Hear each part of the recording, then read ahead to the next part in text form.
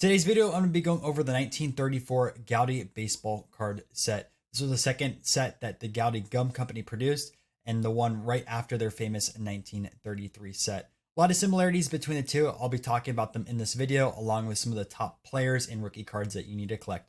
See you in the video.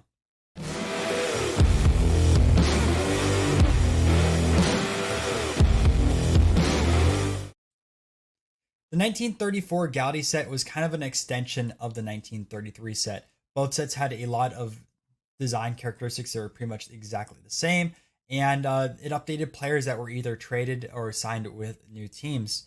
So you can actually take a look first at an example of the 1933 and 1934 Lefty Grove cards. You can see that the cards are pretty much identical except for some extra elements added to the 34 card.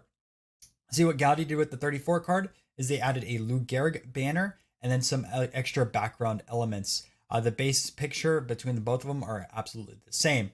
I kind of view the 34 set as an extension of 33. It's kind of like a Topps traded or a Topps update set where they'll update new rookies that get called up during the year and then change teams of players that got traded.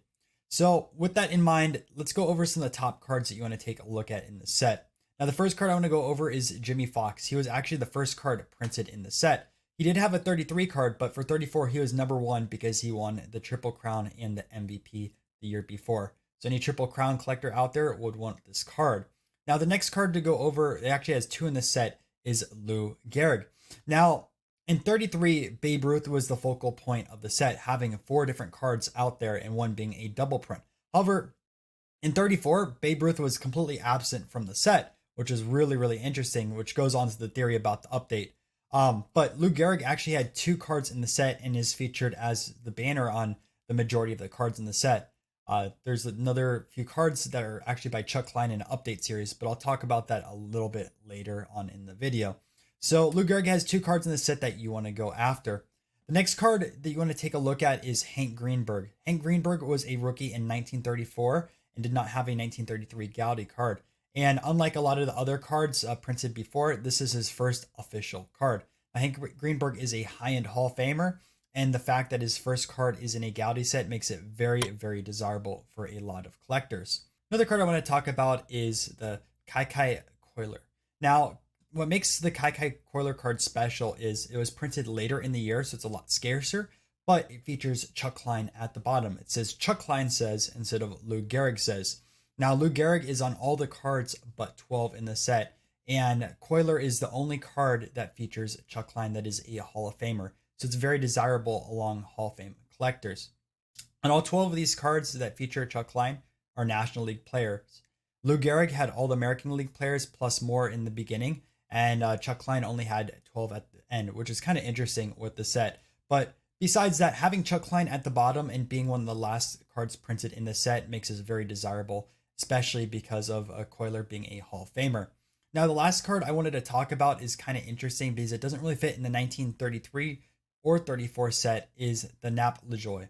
Now, Lajoie was kind of an interesting card because it was supposed to be printed out in the 1933 set. However, since it wasn't printed back then, it was printed on the printing sheets of 1934. And Goudey sent the Lajoie card to anyone that did not have the card to complete their set. So it kind of features a mixture of design aspects from 1934 Goudey and then 1933 Goudey. The front is a 34 Goudey design and the back is a 1933 Goudey design. So it's not doesn't have an official set in 1934, but it does have that design element and was printed with the cards. So I thought I'd show it with this video.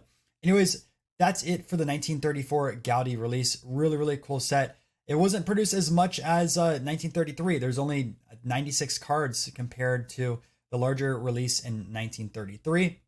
And feature a lot of the same exact design aspects between 33 and 34. But it kind of lacked the star power in the Hall of Famers compared to that iconic 1933 set.